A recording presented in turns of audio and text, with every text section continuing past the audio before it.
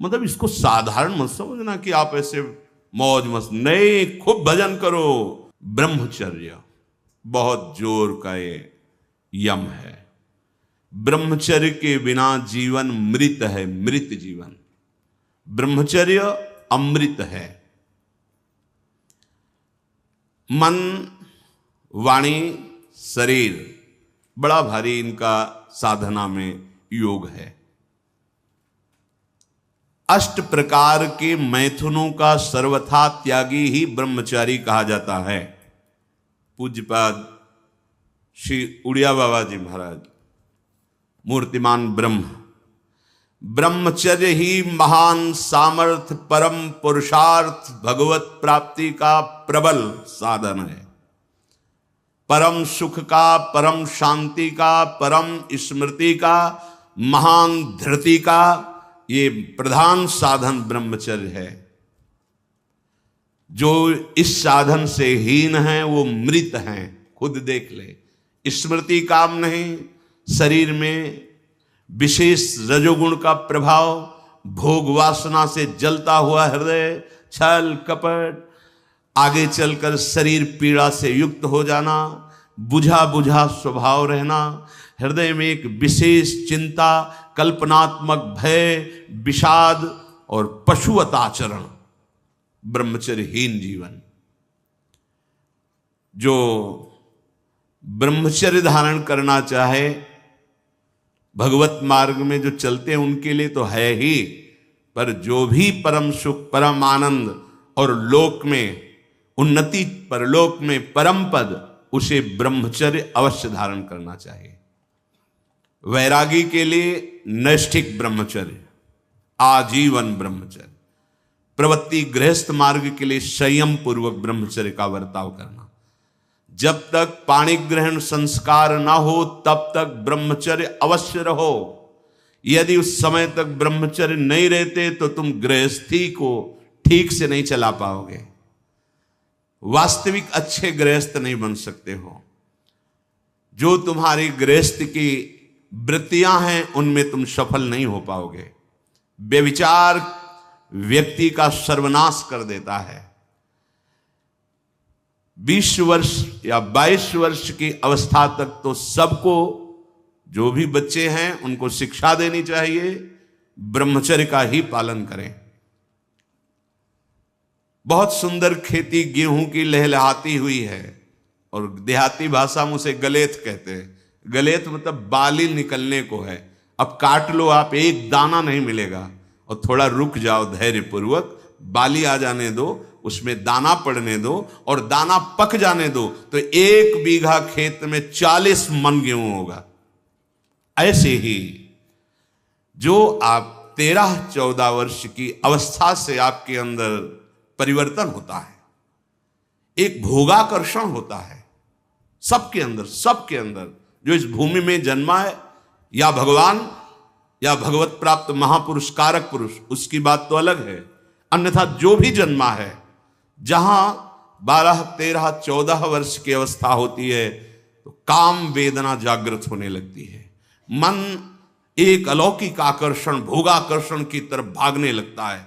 एक चाह होती, कोई हमारा ऐसा दोस्त हो, कोई हमारा ऐसा प्यारा हो जिसको हम अपना जीवन समर्पित करें। ऐसा होता है, एक वो माया का ऐसा आकर्षण होता है।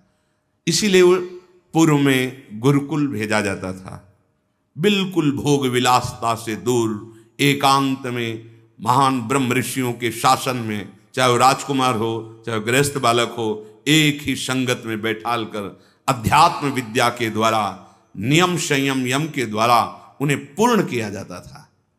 उनका ज्ञान पूर्ण, उनका संयम पूर्ण, विचार उनका सत्य, फिर वहां निर्णय लिया जाता था। अब मैं आजीवन नैष्ठिक ब्रह्मचारी रहकर संन्यास लूंगा, अब मैं गृहस्थ में जाऊंगा। दोनों की पद्धतियां थी। गुरुजनों को संतुष्ट करके एक विरक्त मार्ग में चले जाते, गृहस्थ मार्ग में। जो गृहस्थ मार्ग में जाते, पाणी ग्रहण हुआ, उसमें भी गुरुकुल में रहकर शिक्षा मिली है। कब, कैसे, किस विधान से हमें ब्रह्मचर्य का गृहस्थ में प्रयोग करना है। ऐसा नहीं कि मनमानी व्यभिचार प्रवृत्ति। यहां तो अब ऐसे आचरणों की बढ़ोतरी हो रही जहां शास्त्र, संयम, गुरुजनों की आज्ञा, इनका तो कोई महत्व ही नहीं रह गया है। कैसी कलयुग की विचित्र मलिन चाल।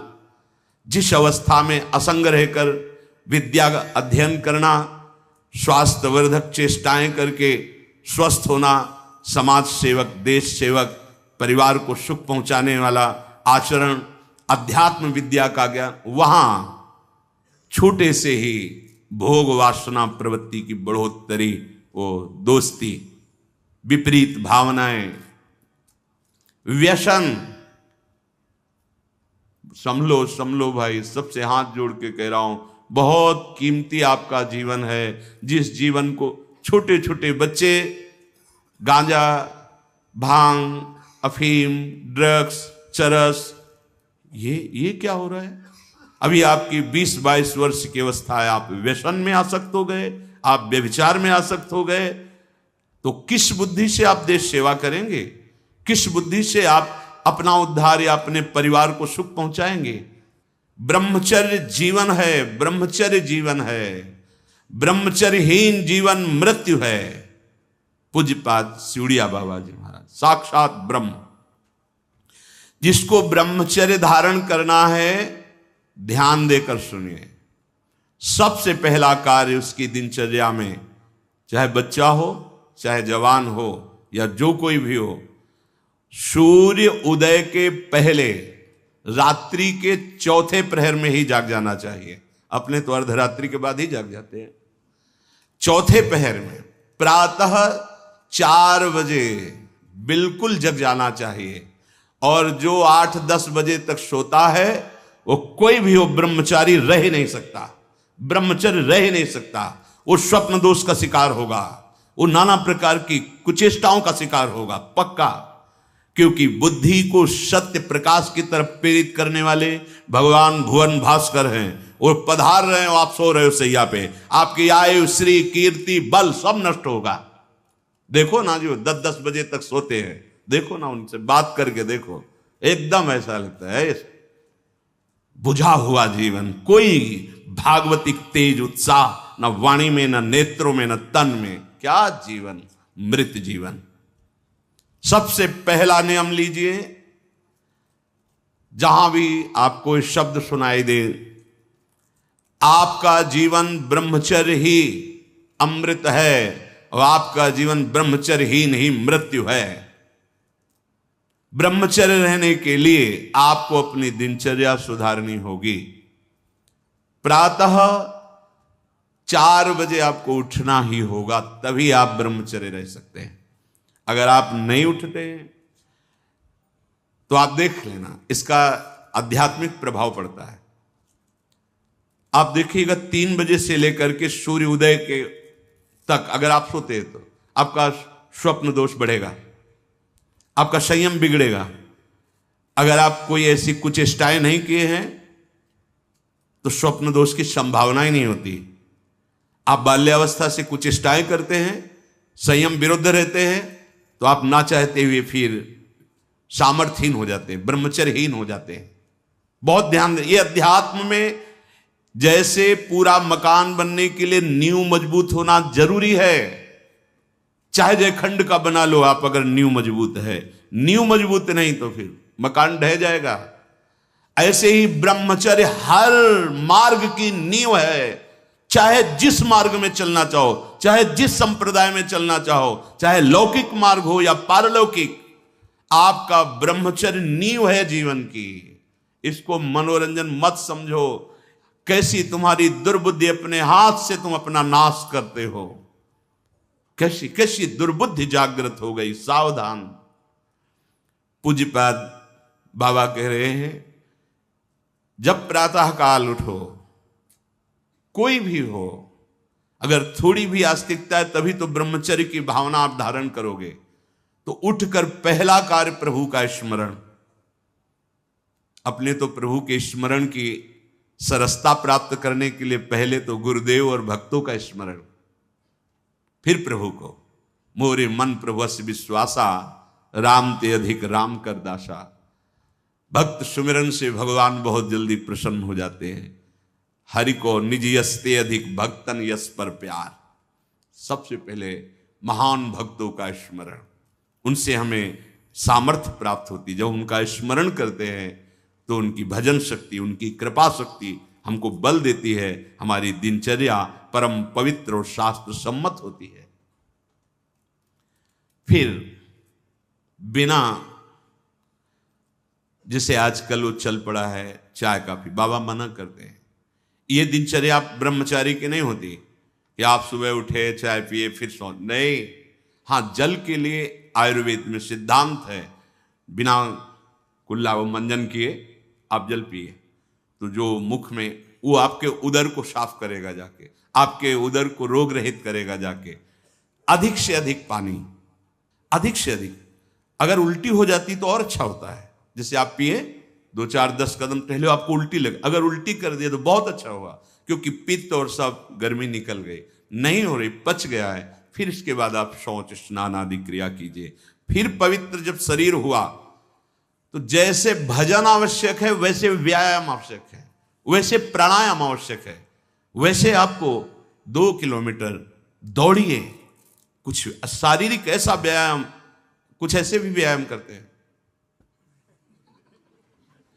ये कोई व्यायाम पैरे से करना, बहुत से, ये कोई व्यायाम का मतलब पसीना निकले शरीर से, आपके शरीर को 1-2 किलोमीटर दौड़िए।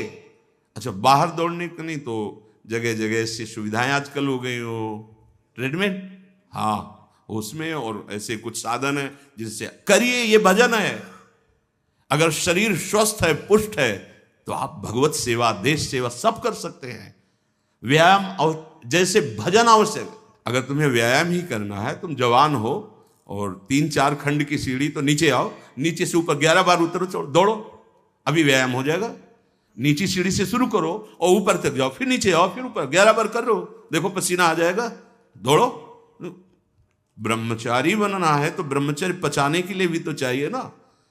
अब आधा घंटा पद्मासन, 30 मिनट कोई बहुत नहीं होता। बैठ करके आप प्राणायाम, अनुलोम विलोम, जो भी, जो आजकल शिक्षाएं भी दी जाती है इसकी, आप उसको कीजिए।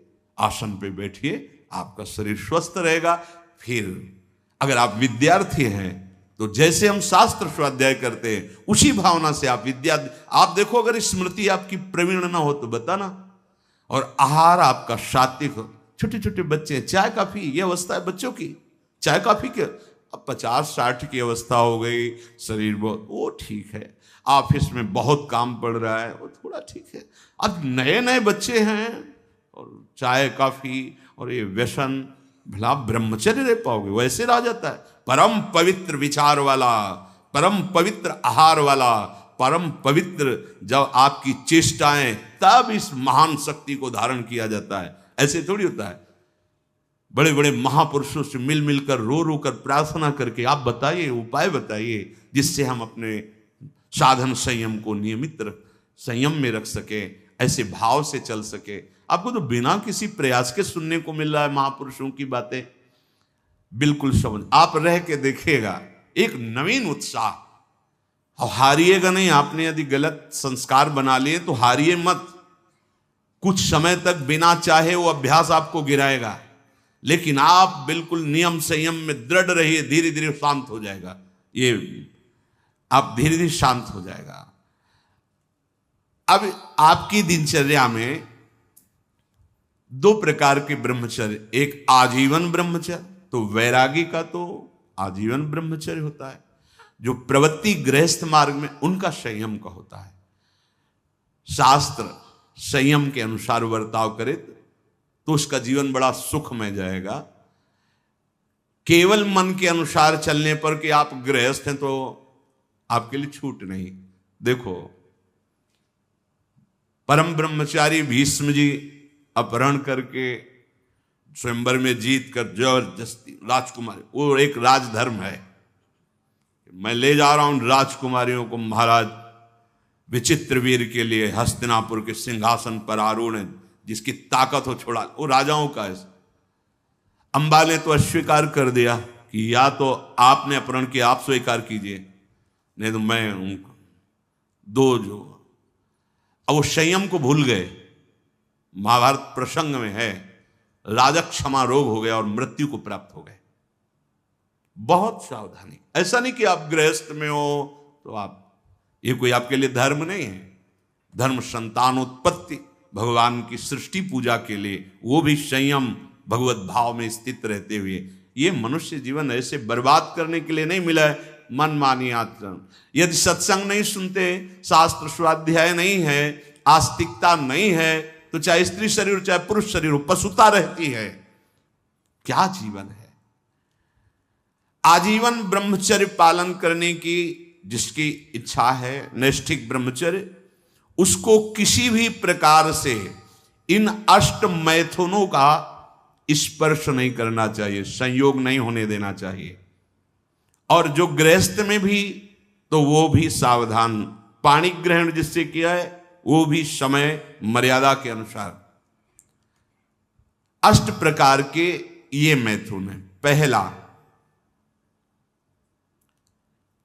जब हम कोई गंदी बातें सुनते हैं, गंदी बातें देखते हैं, तब हमारे अंदर गंदी बातों का चिंतन होता है, फिर संकल्प बनता है। पहला, जो हम देखते हैं उस पर सुधार करो, जो हम सुनते हैं उस पर देखो। कोई ऐसी बात तो नहीं सुन रहे जो हमारे अंदर काम जागृत कर दे, कोई ऐसा दृश्य तो नहीं देख रहे जो हमारे अंदर काम जागृत कर दे, कहीं हम ऐसी कोई बातें तो नहीं बोल रहे हैं जो काम उत्तेजना प्रकट कर दे। तीन बातें। पहला, ध्यान दीजिए, इसी से भोग संकल्प बनता है। पहला, भोग संकल्प त्यागी। वो बनता कैसे? प्रधान बात, आपको ऐसा कोई दृश्य नहीं देखना जिससे आपके अंदर कामोत्तेजना जागृत, इसका प्रभाव पड़ता है।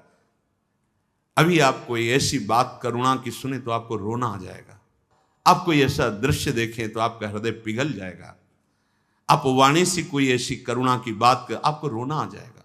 अर्थात आपके देखने, सुनने और बोलने का प्रभाव हृदय पर पड़ता है।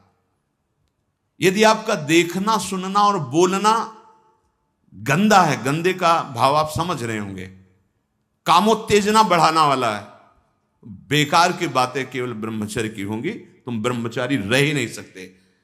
आप देखो गंदी बातें, सुनो गंदी बातें, बोलो गंदी बातें, और आप ब्रह्मचारी रह सको, सवाल ही नहीं उठता। जैसे आप गंदी बात देख रहे हैं, सुन रहे हैं, आप कोई चेष्टा नहीं कर रहे, तो भी आप ब्रह्मचारी नहीं रह पाओगे। वर्णन हुआ है शास्त्रों में। एक मनोवाह नाम की नाड़ी है, पूरे शरीर में ऐसा कहीं जैसे पित्त की थैली होती है, ऐसी कोई ब्रह्मचर्य वाली थैली नहीं है। ये यहां में हर नस नाड़ी में वो व्याप्त है सप्तम धातु।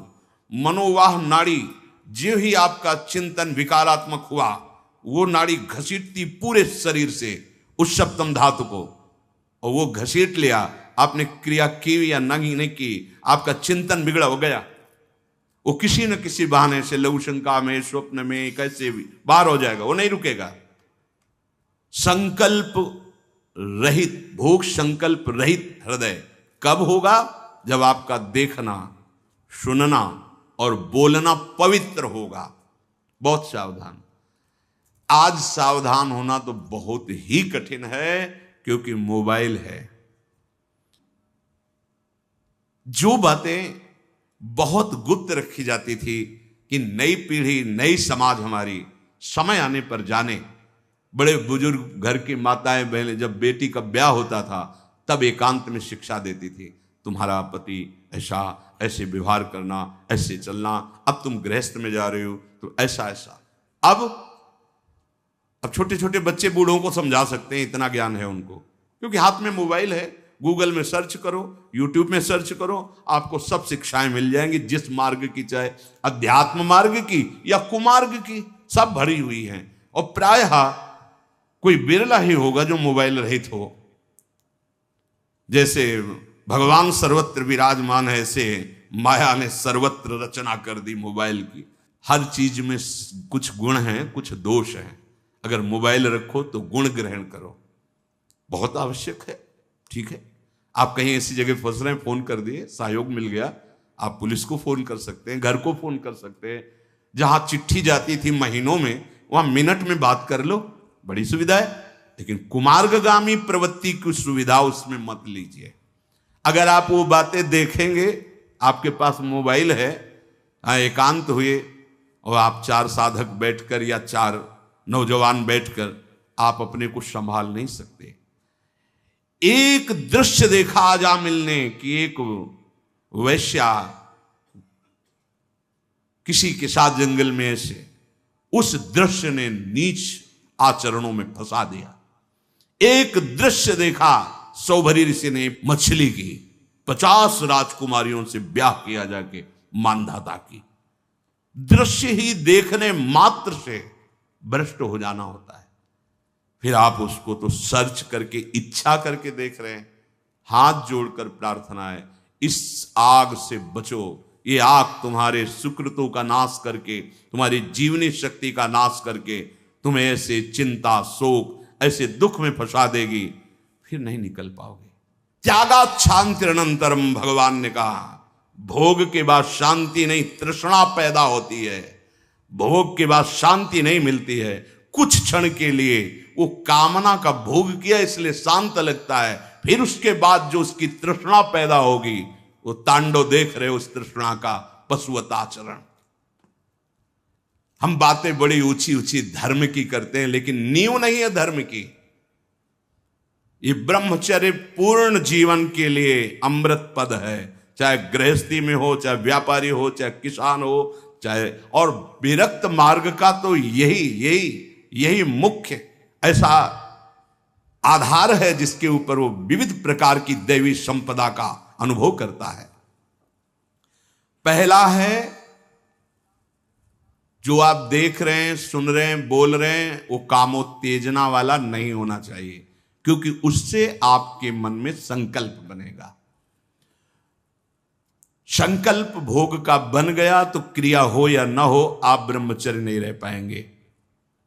एक बार परमहंस स्वामी श्री ओंकारानंद सरस्वती जी महाराज, साक्षात मूर्तिमान ब्रह्म, नजफगढ़, कानपुर, गंगा के किनारे, बहुत ही ज्ञान संपन्न महापुरुष, तो हिम्मत करके पूछा गुरुजनों से, तो अपनी बात, महाराज जी, पूर्ण ब्रह्मचर्य रहने में कई ऐसे साधकों में परस्पर वार्ता को कहते हैं, स्वप्न दोष हो जाता है, तो हम कैसे अखंड ब्रह्मचारी माने जाएंगे।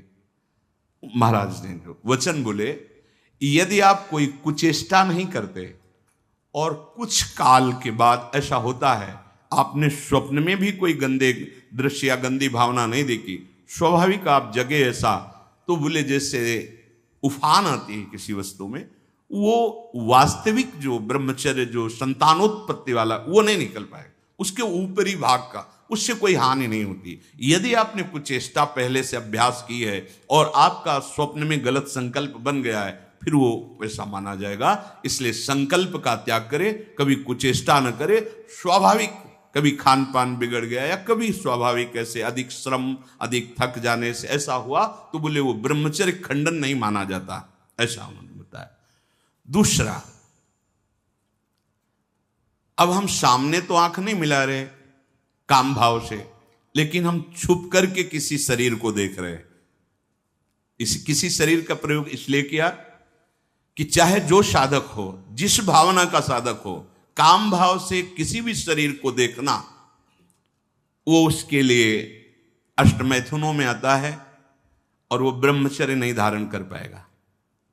भावनाएं हैं अलग अलग, काम भावना का अलग अलग आरोप शरीरों में किया गया है। समय परिवर्तन के साथ बुद्धि का परिवर्तन होता जाता है, कामनाओं का अलग रूप होता चला जाता है, जो हमने कभी शास्त्रों में नहीं पढ़ा वो देखने को मिल रहा है। किसी भी शरीर की तरफ छुपकर या किसी बहाने से काम भाव से देखना, अगर ऐसा देखते हैं तो आप अष्टमैथुनों के अंतर्गत है और आपका भाव बिगड़ जाएगा, आप संयम से नहीं रह पाएंगे। एक बार दृष्टि भूल से चली जाए उसे देखना नहीं कहते। जैसे आप मारो, अचानक दृष्टि गई, बस आप हटा लीजिए। जैसे यमुना स्नान करने गए, गंगा स्नान करने गए, यहां जहां सब परिवार के परिवार स्नान करते, अचानक दृष्टि गई है, अब दोबारा नहीं देखना। अगर दोबारा देख लिया तो अष्ट मैथुन के अंतर्गत आता, वो आपका भाव बिगाड़ देगा। भूल से दृष्टि चली जाए तत्काल उधर से दृष्टि हटा लें। किसी भी माता बहन को, जिसको जो गृहस्थ में पाणी ग्रहण किया वो अर्धांगिनी, इसके अलावा जहां भी दृष्टि जाए अपनी दृष्टि को सुधारना है। जैसे हम अपनी मां के पास रहते हैं तो क्या भाव, कोई गलत भाव थोड़ी आता। अपनी बहन के साथ रहते हैं तो क्या गलत भाव आता है? वो तो राक्षस है जिसके अंदर गलत भाव है, वो मनुष्य थोड़ी है। अरे बहन बेटी मां है तो परम पवित्र, इनके तो चरण रज माथे पे रखते हैं, माथा इनके चरणों में रखते हैं। देखो कितनी सुंदर रीति हमारी ने तो देखा है। कभी बेटी से पैर नहीं छुआते थे पिता, पैर छूते ही थे।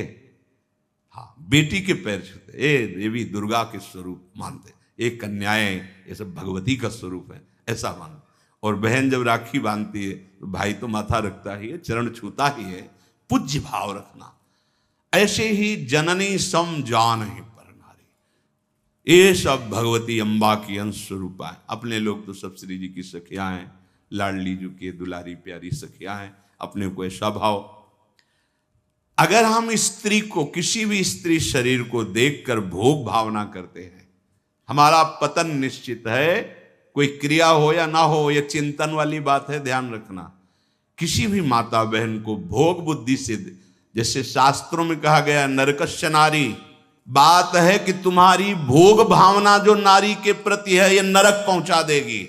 त्रिविधम नरकस्येदम द्वारम नासन मात्मनः कामः क्रोधा तथा लोभा तस्मादेत्रयम् त्यजेत। माताओं बहनों की तरफ देख करके काम भाव से उनको देखना तो तुम समझ लो नरक जाने का रास्ता फिट कर रहे हो। त्रिविधम नरकस्येदम, शास्त्रों ने तो जगदम्बा कहा है, शास्त्रों ने तो मां कहा है इनको। जननी सम जानो पर नारी, कहां जगत की जो वार्ता है वो कहां शास्त्र के विरुद्ध पहुंच रही। शास्त्र उसको कह रहा है जो माताओं बहनों को गलत दृष्टि से देख रहा है कि नरक, ये तुम्हारे नरक का हेतु बनेगा जो तुम देख रहे हो स्त्री को काम भाव से। आगे कह रहे हैं किसी भी तरह से खिलवाड़ करना। बच्चे हैं, बच्चियां हैं, अब उनको तो ज्ञान नहीं है कि आप गलत स्पर्श कर रहे हैं, आप गलत ढंग से छू रहे हैं, और आप अपनी वासना का पोषण करने के लिए छोटे बच्चों को, बच्चियों को गोद में बैठा ले, खिला रहे, और आपकी भावना दूषित हो रही। ये सत्संग है, बहुत होश में सुनिए। साधु हैं या परमार्थ के पथिक हैं या गृहस्थ है, अंतर में बैठा हुआ अंतर्यामी देख रहा है आप क्या देख रहे हो और आप क्या सोच रहे हो। बस जो ब्रह्म स्वरूप महापुरुष हो गए स्वयं बालकवत, वो खेल रहे हो, विचरण कर, तुम्हारी स्थिति नहीं है। अंतर की वृत्ति भ्रष्ट होने में देर नहीं लगती है। वो अबोध अवस्था को प्राप्त बालक बालिकाएं हैं। भगवान का स्वरूप मानकर दूर से, अगर वैराग्य मार्ग के पथि को दूर से स्पर्श करने का अधिकार नहीं, स्पर्श करने का वो ब्रह्मबोध संपन्न महापुरुष जो स्वयं बालवत परमहंस अवस्था को प्राप्त, वो बच्चों के साथ खेलते हैं जहां कामना की कोई गंध ही नहीं, ब्रह्म स्वरूप है अपने होश में। किसी बालक को किसी भी तरह से दुलार करना, वो वात्सल्य नहीं होगा आपके अंदर, वो वासना होगी। ध्यान देना, बहुत सावधानी का विषय है। ये हम तो बच्चों के साथ खेलते हैं, नहीं, तुम बच्चों के साथ खेलते नहीं, अपनी वासना को बढ़ावा दे रहे हो। उपासक उपासना का बढ़ावा करता है। दूर से देखो, चरणों में प्रणाम करो, मेरे लाडली लाल इन्हीं बच्चों में खेल रहे, प्रणाम किया निकल गए। ऐसा किसी भी तरह से स्पर्श करने का अधिकार नहीं है। वो महापुरुष जो भगवत प्राप्त है, वो खुद वैसे धूल दूषित उनके साथ खेल रहे, उनकी क्षमता हमारे हृदय में नहीं जागृत है, चूक हो जाएगी। बहुत सावधानी का। एकांत में किसी भी तरह का व्यवहार करना विपरीत शरीर से, काम चेष्टा नहीं कर रहे, पर हंसी मजाक, छूना, खेलना, बातें करना, वो आपको भ्रष्ट कर देगा। सावधान। विपरीत आकर्षण जहां आपका काम भाव बन सकता है, एकांत में नहीं। व्यवहार करने के लिए जिनको सेवाएं मिली हैं 2-3 एक साथ, तब व्यवहार कीजिए। अकेले वार्ता करने वाला अपराधी माना जाएगा। क्यों?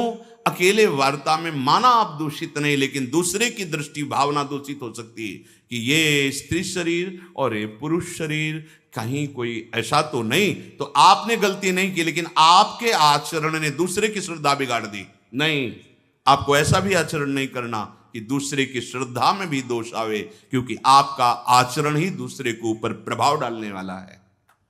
एकांत में कोई भी ऐसी हंसी मजाक चेष्टा विनोद, भले भागवतिक हो, लेकिन विपरीत शरीर जिसमें काम भावना होती, नहीं करना चाहिए। समाज में बहुत सावधानी पूर्वक व्यवहार करना चाहिए। एकांत में किसी भी ऐसे विपरीत शरीर का ऐसे हंसी मजाक करते हुए स्पर्श करने से भावना में काम प्रभाव जागृत हो जाता है। बलवान इंद्री ग्रामो विद्वानम अपि करसति, साधारण की तो बात जाने दो। किसी भी जीव को मैथुन करते हुए एकाग्रता पूर्वक देखना, मानो कोई पशु पक्षी आदि ऐसे मैथुन धर्म से अचानक दृष्टि गई, राधा राधा राधा, अगर आपने एकाग्रता पूर्वक देखा तो ये दृश्य आपको भ्रष्ट कर देगा। फिर मोबाइल में देखने वाली तो बात ही जाने दो। अचानक दृष्टि गई किसी पशु पक्षी आदि में, राधा राधा, अपनी दृष्टि नीचे की चल दिए। अगर उसका चिंतन बना, उसको एकाग्रता पूर्वक देखे तो कुछ क्रिया नहीं होगी। मनोवाह नाड़ी इतनी सामर्थ्यशाली, जहां चिंतन हुआ काम का, वो पूरे शरीर से सप्तम धातु को, ब्रह्मचर्य आपका क्षीण हो जाएगा। बहुत सावधानी की जरूरत। वीर्य, प्राण, मन, इन तीनों का परस्पर घनिष्ठ संबंध है। एक भी स्थिर हो जाए तो तीनों स्थिर हो जाएंगे। ब्रह्मचर्य ठीक, मन एकाग्र और प्राण सूक्ष्म। सूक्ष्म प्राणों के द्वारा ही परम योग को प्राप्त किया जाता है। स्थूल प्राण, बहुत खाना, बहुत चर्बी बढ़ाना, ये साधन हो पाएगा? शांत ऐसे आटा लगा दिया जाए, उड़े ना। श्वास प्रश्वास चल रही, उस आटे पर धक्का भी नहीं लगना चाहिए, तब समझना चाहिए कि प्राणवायु सूक्ष्म हो रही। इन बातों का कोई ध्यान ही नहीं हो रहा, बस मनमानी आचरण। बहुत इतना खा लिया और उसी को पचाने में पूरी शक्ति लग गई। भजन और एकाग्रता और इंद्रिय संयम तो बात जाने दो, इतना पा लिया। वीर, प्राण, मन, तीनों का परस्पर घनिष्ठ संबंध है और उपासना में तीनों का बहुत बड़ा योगदान है। प्राण सूक्ष्म, देखो नाम जब आप श्वास लेते हैं आराम से और नाम चल रहा है, फिर श्वास आराम से, नाम चल रहा है।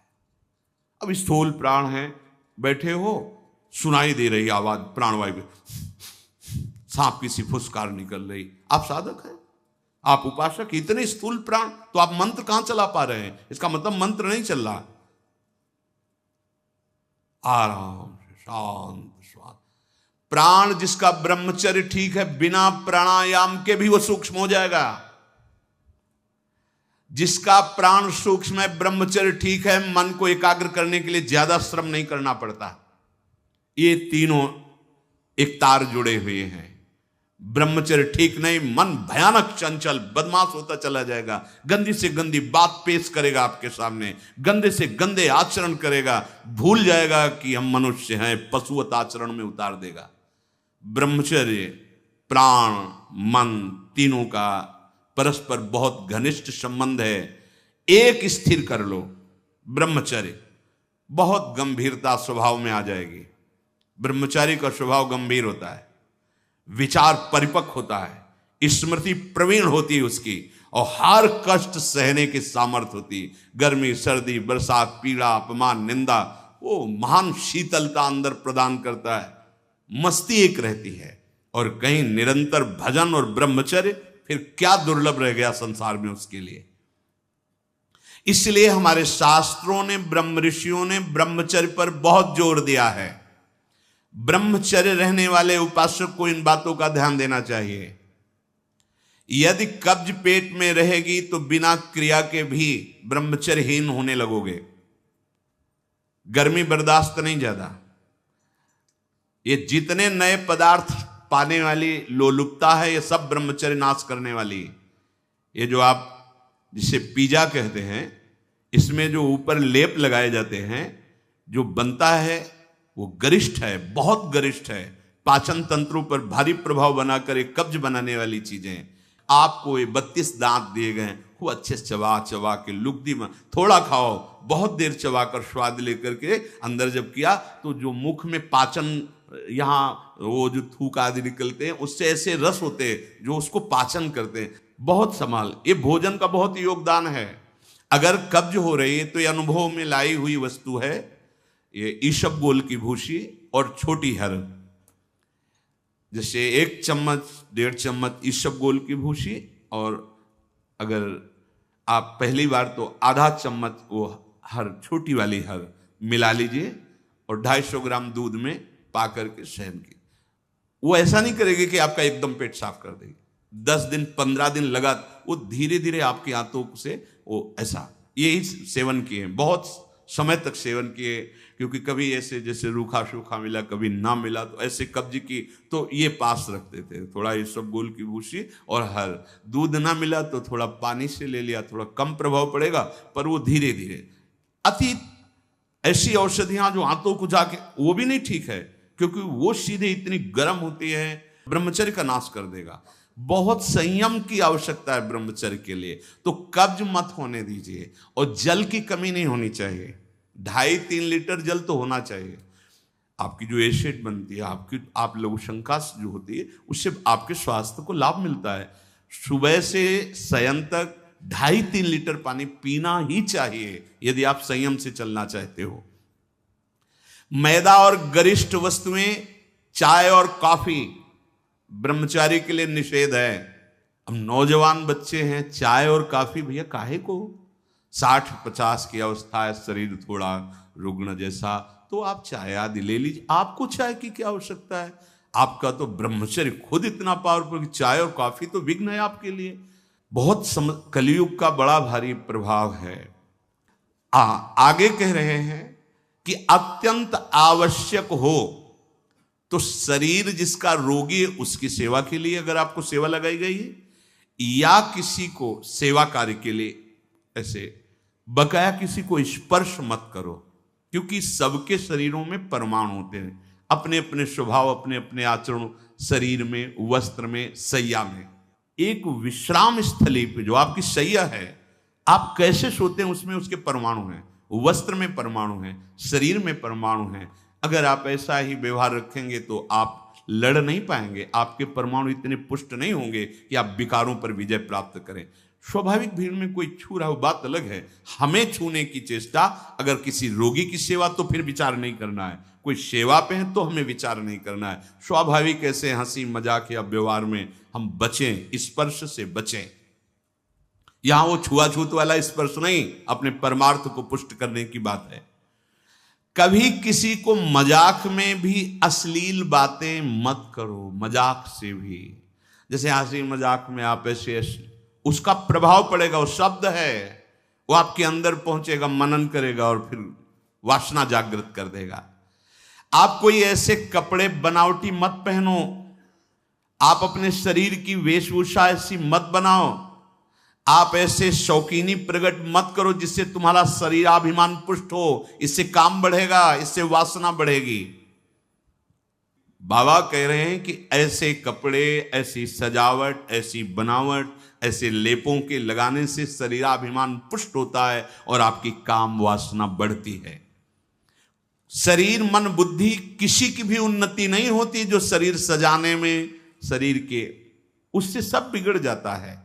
देहाभिमान, देह भाव पुष्ट होता है, देह भाव पुष्टता में ही सारे विकार अपना राज्य करते हैं। बहुत सावधानी की जरूरत है, बहुत सावधानी। बड़ा पवित्र वेश रखो, पवित्र वस्त्र पहनो, हाँ, सावधानी पूर्वक चलो। इससे कोई वीआईपी पना प्रकट नहीं होता, इससे आपकी मन की, आपकी बुद्धि की, आपकी चित्त की दशा गलत मार्ग में चली जाएगी, क्योंकि शरीर भाव आप पुष्ट कर रहे हैं, शरीर को दिखाना, शरीर का सजा। हम ये नहीं कहते कि आप बाबा जी बन जाओ, आप सब पूरे मुख में रज लगाओ, ये तो हम लोगों के लिए, पर आप उचित ऐसी सभ्य पोशाक हमारे देश की रही है, बड़ी मर्यादापूर्ण रही है, आप उस पर ध्यान दीजिएगा, क्योंकि आप ऐसे जैसे शरीर सजाना से इससे आपको दुख मिलेगा, आपका मन वासना में हो जाएगा, आपकी भावनाएं दूषित हो जाएंगी। संत समागम तो शरीर राग नष्ट करने के लिए, परमानंद आप भजन करो, देखो आपको ऐसा सौंदर्य प्राप्त होगा,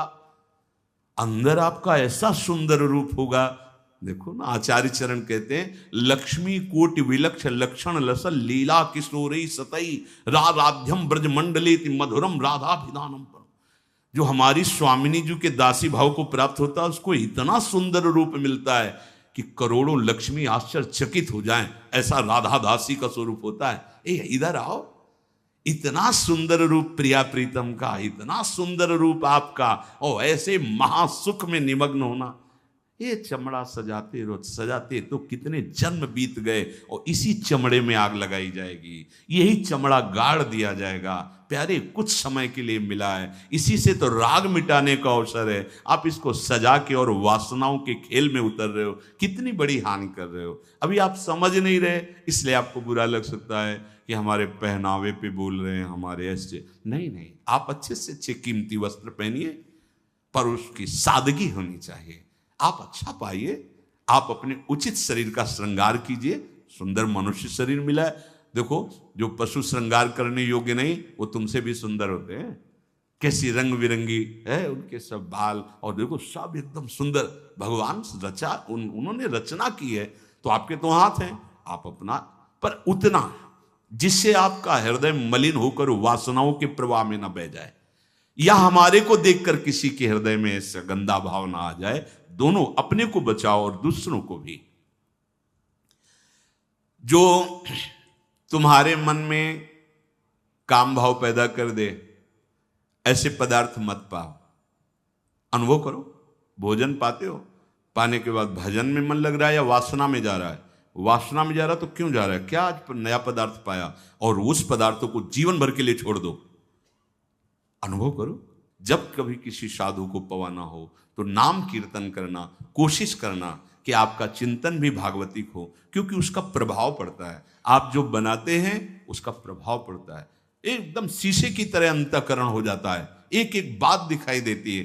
तो जिन पदार्थों के पाने से, जैसे प्याज लहसुन मना किया जाता है, ये वैसा निषिद्ध नहीं कि जैसे मांस आदि, ऐसा ये तमोगुण पैदा करके वासना प्रवृत्ति को बढ़ाता है, इसलिए मना किया गया है कि अगर आपको दीक्षा लेनी है, आपको भजन मार्ग में चलना है, तो रोकना पड़ेगा। ये निद्रा, आलस्य, प्रमाद, तामस, क्रोध, वासना, इसको प्रकट करने वाला है, इसीलिए संतों ने इसको निषेध कर दिया। नहीं तो इसकी उपज बड़ी पवित्र थी, जैसे जहां आलू पैदा होती है वहीं पैदा होता है, भूमि में तो होता है, पर उसका प्रभाव, जैसे तुलसी के पत्ता पास में ही गांजे का पेड़, वो भी तो ऐसी जगह मिलेगा, लेकिन वो प्रभाव तमोगुण पैदा करके व्यसन हो गया। तुलसी जी परम पावन भगवत अनुराग बढ़ाने वाली बन गई। और कोई भी सुगंधित पदार्थ जब तक प्रसादी न हो तो शरीर में नहीं लगाना चाहिए, इसका प्रभाव पड़ता है, रजोगुण पैदा करके भोग वासना प्रकट करता है। श्री जी को अर्पित तो भक्ति हो गई हमारी श्री जी की श्री अंग की गंध है, या औषधि के लिए आप ले सकते हैं।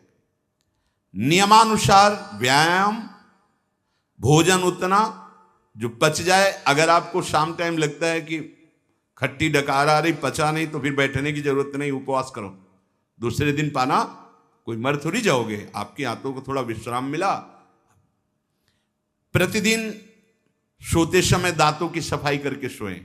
आपके दांत ठीक होने चाहिए, क्योंकि आप अच्छे से चबाएंगे तब आपकी पाचन शक्ति ठीक होगी। 2 बार स्नान ब्रह्मचारी को अत्यंत आवश्यक है। और यहां पेट में ठंडा ठंडा जल, ऐसे यहां तो कई बार जल डालिए, जैसे ऊपर स्नान किया, फिर आधे यहां नाभि से लेकर 10 कमंडल कम से कम, ऐसे आराम आराम से आपके ब्रह्मचर्य की बहुत पुष्टता होगी और आपकी गर्मी शांत होगी। रात्रि के समय, सोते समय विचार कीजिए आज हमसे कौन सा विचार, कौन सी चेष्टा ऐसी गलत हुई जो नहीं होनी चाहिए, और उसको नियम लेकर दूसरे दिन से ना होने पावे। आप खुद विचार कीजिए। मांस और शराब और कोई भी नशा, ये तो कहीं प्रवेश ही नहीं है, पर धोखे से भी कभी बिल्कुल नहीं।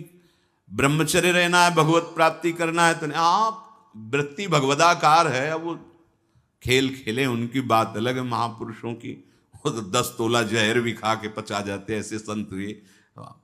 एक संत थे, पूज्य बाबा के चरित्र में पढ़ा, कूटस्थम उनका नाम था, कूटस्थ महात्मा। उन्होंने आजीवन नियम लिया था कि ऐसे खप्पर कर दिया, जो डाल दिया वो खा जाएंगे, क्या है उससे कोई मतलब नहीं। तो कुछ उद्दंड लोग जब उस नगर में गए और ये बात सुना, तो उन्होंने विषैला सांप पकड़वाया और उसको उबाल करके हाथ में आया, ऐसे देखा और मुस्कुराए, खा गए। जो महापुरुष है, उनकी क्षमता, उनकी स्थिति वो अपने में नहीं है। उसमें लिखा था पागल। एक दिन जंगल में किसी पेड़ के नीचे बैठे थे, किसी गांव में चोरी हुई थी, लोग उन चोरों का पीछा किए हुए थे, वो आराम से बैठे हुए, इनके पास आए, बोले तुम भी उन चोरों में शामिल थे? उनका तुम्हें जो दिखाई दे रहा है तुम देखो, तुम्हें क्या दिखाई दे रहा है? बोले बहुत गुस्सा, अंधेरा था, बहुत गुस्सा है तेरे अंदर, और डंडा चलाए। जब एक ने कहा यार देखो तो कौन है, तो फिर वो तुम महात्मा हो? बोले तो तुम निर्णय करो कि कौन है। अरे बोले गलती हो, कोई बात नहीं, जाओ। कुछ नहीं, पीट रहा है तो कुछ नहीं, उसमें जहरीला सांप दे दिया तो कुछ नहीं। अब वो एक हिमालय की तरफ जा रहे थे, तो उस समय सिंह दहाड़ा, तो ऐसे छड़ी लिए थे, ऐसे खड़े हो गए। बोले सुनो, अगर तुम्हारा आहार निश्चित हो गया है शरीर, तो तुम्हें हल्ला मचाने की जरूरत, इसे खा लो, और नहीं हुआ तो चले जाओ। वो चल रही है, भले स्थिति है। तो हमको अपने कोई भी व्यसन साधना में, देखो सबसे पहली गलती तो ये होगी कि वो व्यसन हमें अपना चिंतन कराएगा। समय पर हमें कोई व्यसन नहीं करना। और ध्यान से सुनिए, ब्रह्मचर्य पालन के लिए इमली और खट्टे पदार्थ बिल्कुल जहर है ब्रह्मचारी के लिए। ब्रह्मचर्य पालन के लिए लाल मिर्च, प्याज, लहसुन, गरम मसाला, जो सब्जी है, ये बढ़िया। दोपहर में भोजन के पश्चात 15 से 30 मिनट तक विश्राम। सोना नहीं है, करवट थोड़ा इधर मध्य में, फिर बाएं ले, उठ के बैठ गए। दिन में नहीं सोना है। जो रात्रि में सेवा करते हैं उनके लिए छूट है। अब रात्रि में बंगला बना रहे हैं श्री जी का, या जो सेवा परायण है, जिनका सीधा अखंड नाम कीर्तन हो रहा, अब रात्रि में ही कीर्तन है, दिन में सोना नहीं, रात्रि में कीर्तन करना है, तो चल कैसे पाएंगे? वो दिन में सो लें। सायंकाल के समय भोजन निषेध है, संध्या का समय हो रहा हो, भोजन निषेध है, शास्त्र स्वाध्याय निषेध है, उस समय कीर्तन, नाम जप आदि। और रात्रि में भोजन पाने के 30 मिनट भ्रमण करें, भोजन पाने के बाद घूमिए, फिर शयन कीजिए। अगर ब्रह्मचर्य रहना है, नहीं सब खा पी के और दूध पी के फिर सो गए, फिर नहीं ठीक रहेगा। दिन में उपासक को कभी नहीं सोना चाहिए, ये छूट उसके लिए जो रात्रि में सेवा परायण है, जगते हैं। यदि रात में आपको जगना पड़े तो अपनी नींद पूरी करने के लिए उससे कम समय में काम चला लीजिए। अधिकतर दाईं करवट से सोना ब्रह्मचर्य के लिए लाभदायक रहेगा। सोते समय भगवत चिंतन अत्यंत आवश्यक है। यदि आप सोते समय छूट दे दी तो गलत चिंतन उस समय जरूर होगा, और गलत चिंतन हुआ अगर सो भी गए तो धोखा हो जाएगा, और अगर जगते रहे तो धोखा हो जाएगा। सोने के समय ऐसे सावधान रहो जैसे मरने वाला सावधान रहता है कि अब तो मृत्यु आ रही है, राधा राधा, ऐसे सावधान। जब एकांत कर्म में तो बिल्कुल सावधान। उस समय क्या करते हैं हम लोग, असावधान हो जाते हैं, छूट दे देते हैं। अगर मोबाइल है तो मोबाइल में लग गए, नहीं तो चिंतन मनन वो कहीं ना कहीं भटकाव में आ जाएगा, भटकाव में आ जाएगा, आपसे धोखा हो जाएगा। बहुत सावधान, ये बात मान लीजिए, आपका एकांत परम पवित्र और सावधानी पूर्वक होना चाहिए। जब तक नींद ना आए, अपने लोगों ने तो ये अभ्यास किया गुरुजनों की आज्ञा से कि जैसे अब दिनचर्या पूर्ण हुई, अब शयन करने जा रहे हैं तो माला लेके बैठ गए। जब तक ऐसे नहीं हुआ तब तक माला नहीं हटानी है। बैठे, जब लगा कि अब बस सो ही जाएंगे, कभी कभी माला छाती में रखे ही सो गए, फिर जगह फिर शुरू हो गया। भजन नहीं, अगर भजन उस समय एकांत में नहीं करते तो बकवास है, ब्रह्मचारी नहीं बन सकते। बहुत चंचल मन है, किसी न किसी बहाने से आपको धर्म भ्रष्ट करेगा, ब्रह्मचर्य भ्रष्ट करेगा। बहुत सावधान। उपन्यास, अश्लील पुस्तकें, अब बाबा के समय तो मोबाइल नहीं चला था ना, नहीं तो वो भी लिख देते। ये कभी ना पढ़ें, ऐसी कोई बातें ना पढ़ें, ऐसे कोई दृश्य ना देखें। ब्रह्मचर्य जो साधना है, इसमें व्यर्थ समय नष्ट करने वाला ब्रह्मचारी नहीं रह सकता। आप अपने कार्य में रत रहिए, कार्य से विलग हैं तो आपका चिंतन ब्रह्मचर्य की पुष्टता के लिए, भगवत चिंतन, महापुरुषों के चरित्रों का चिंतन, इससे आपकी बुद्धि प्रवीण होगी और आपके अंदर जो मनोवासनाएं हैं उनका नाश होगा। फिल्म, सिनेमा, नाटक देखने वाला कभी ब्रह्मचारी बन ही नहीं सकता। अब देख लो भाई, सावधानी पूर्वक। इसलिए ब्रह्मचर्य ये महान साधना की भूमिका है। अपरिग्रह ये पांचवा है। अपरिग्रह, जितनी तुम्हारी आवश्यकता वास्तविक सेवन के लिए, उतनी वस्तु पर अधिकार रखो। इसके बाद जो भी वस्तु गोविंद ने दी है, परिवार सेवा, जगत सेवा, ऐसा, या आप विरक्त हो, वह उतने अधिकार, जितना वस्त्र, जितने पे सोरे, जितना भोजन। कल क्या मिलेगा ये हमें चिंता नहीं करनी है, हरि गुरु जाने। कल की अगर विरक्त को चिंता है तो वह विरक्त नहीं है। और गृहस्थ को चिंता होनी ही चाहिए कि कल परिवार कैसे चलेगा। गृहस्थ का संग्रह प्रधान और विरक्त का संग्रह रहित जीवन। हरि गुरु जाने कैसे भरण पोषण करेंगे। अपरिग्रह ये बहुत बड़ी सिद्धि है। भोग्य वस्तुओं का अपने लिए संग्रह ना करना और भोगते समय ये ध्यान करना शास्त्र आदेश है कि नहीं। कोई भी वस्तु पदार्थ अगर ऐसे रहा जाए तो कह रहे हैं कि अहिंसा का पालन करने वाले का प्रभाव पड़ता है कि उसके सामने हिंसक वृत्ति वाला भी आ जाए तो दैन्य हो जाएगा, हिंसा वृत्ति नहीं रहेगी। और सत्य का पालन करने वाला वाणी से जो बोल देगा वही हो जाएगा, पक्का पक्का। अगर आप झूठ नहीं बोलते और सत्य का पालन करते हैं तो ठीक वैसा ही हो जाएगा। आस्ते जो इसने कभी किसी चोरी आदि, ये जो अभी पीछे वर्णन हुआ, नहीं करता तो साफ दिव्य रत्न जो चाहेगा उसके अंदर संपत्ति के रूप में जागृत हो जाएगा। जैसा वैभव चाहेगा वैसा वैभव आ जाएगा। और ब्रह्मचर्य का पालन करने से शारीरिक मानसिक दिव्यता प्रकट हो जाती है और महान पराक्रमी संकल्प वाला बन जाता है। संकल्प वाला, भुजदंड भले ऐसे न हो पर उसका संकल्प ऐसा होगा कि जो चाहेगा वो कर सकता है, अध्यात्म बल परिपूर्ण। और अपरिग्रह, वो जन्म जन्मांतर की बातें जानने लगेगा। उसके अंदर ऐसा ज्ञान जागृत हो जाएगा कि भूत भविष्य वर्तमान तीनों काल का, जो केवल धर्म संज्ञक भोगों को भगवत प्राप्ति के लिए भोगता है और अपने लिए भोगों का संग्रह नहीं करता, समाज सेवा, परिवार सेवा, भगवत सेवा भाव, तो उसके अंदर ऐसा ज्ञान जागृत होता है कि जन्म जन्मांतरों की बातों को जान लेता है। ब्रह्मचर्य से सारी सिद्धियां जागृत हो जाती है। इसलिए परमार्थ के पथिक में बड़ी दिव्यता होती है। इन दिव्यताओं का जो आज वर्णन हुआ, इनका मनन करें और भगवत बल से इनको धारण करें। श्री राधा वल्लभ लाल की।